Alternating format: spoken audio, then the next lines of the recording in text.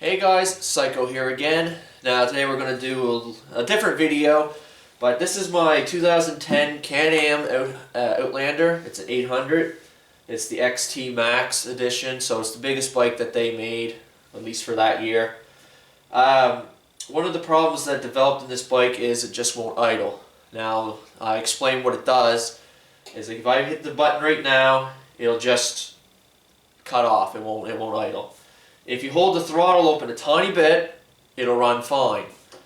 So one of the common issues is a fuel pump, which I replaced. The fuel filter, which is not on my model, it just comes on the fuel pump. And so fuel pressure and all that's fine.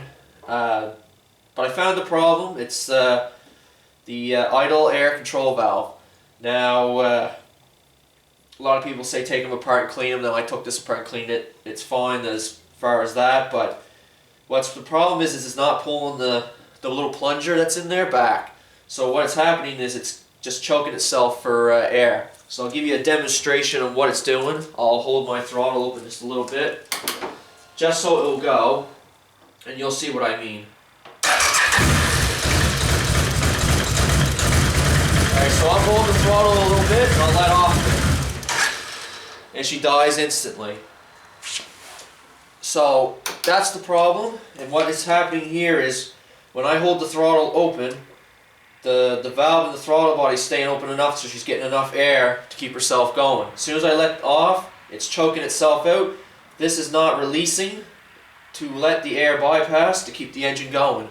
So what I'm going to show you today is a workaround. Now, when I mean workaround, I mean this is it's not a fix by any means, but it will get you out of the woods, or if you want to, chance it and blow up a $10,000 bike, which was probably what I'm going to end up doing, then you can do this workaround. And all this involves is a couple little washers. It doesn't just have to be crushed washers, but it can be just normal washers. But it depends on the thickness, how much you're going to need. Now these ones here are what I started with. Now these are very thin, and it wasn't enough. It only brought the idle up to about 1,000. And then I put these ones in, and it brought it up to 1250. And this is exactly what I needed. So I'm going to show you how to install them, and show you how to do this. Okay, so this is your idle control valve. So what we're going to do is we're going to pull this out. It's just a normal Phillips head screwdriver.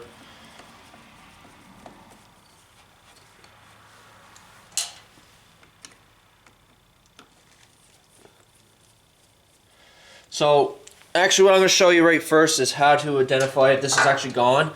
Leave both these screws in, and then just leave a little space so you can pull it out a couple mils. Don't pull it out a lot, but leave it tight and then just pull it out a couple mils. And then hit your ignition. If that fixes your problem, then you know it's the valve's gone. You can do it with both screws out, but your bike will take a real shit fit if you pull it out too far. It'll shoot gas everywhere and it'll give itself a fit. So I don't recommend doing that. So anyways, like I say, this is just a washer, and all we're going to do is we're going to space this, because this is your plunger right here. Now this is supposed to be able to move. Now mine doesn't move. Even if you hit the key, this should move a little bit. It should do something. This won't do nothing. This is my problem, and it's killing my engine for air. So the workaround, how this works, is we're going to space it out. So instead of having it like that, it's going to be like that. And that's just going to give us enough air to keep the engine running. Now, like I say, you'll have to, if you plan on doing this, you're going to have to try different size washers. Start with the smallest that you can find, and work your way up to bigger one until you find the right size to get the right RPM. Now the RPM I recommend is 1200 to 1250. Anything under that, and she could stall out on you. So the first set I put in only got me around 1,000. So then I put these bigger ones in. Now again, this is a workaround. This is not a fix. This now has a nice big hole here. Now that rubber still seated, but it could rip, it could tear. If air and dirt gets in there, it's going to suck down your engine. You know, this, like I say, it's just a workaround, guys. It's not a fix. Get a new one. Or run the risk of blowing your bike up, like I'm going to do. Alright, so now, we'll try it.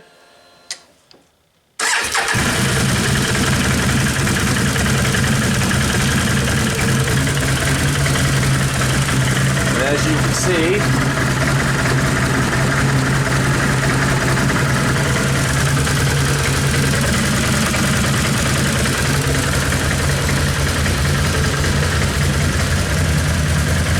now it runs fine. You can hit the throttle a little bit.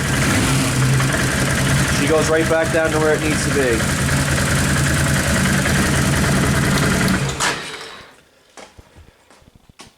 So I hope you enjoyed this little workaround fix that I found on my bike. The only thing about it is it might create a lean condition. Now I know this is still sealed, because if this wasn't sealed, the bike would just it would just snuff itself out. Kind of like if you pull it out too far, it'll do the same thing. Again, I don't take no responsibility if you blow your bike up or whatever. I can't recommend doing this. I'm going to do it just because I don't feel like paying $120 to get this sensor replaced. And that's it, right? But like I say, for the time being, it idles again and I can use my bike. I hope you enjoyed this video. If you did, comment, like, and subscribe. And as always, thank you for viewing.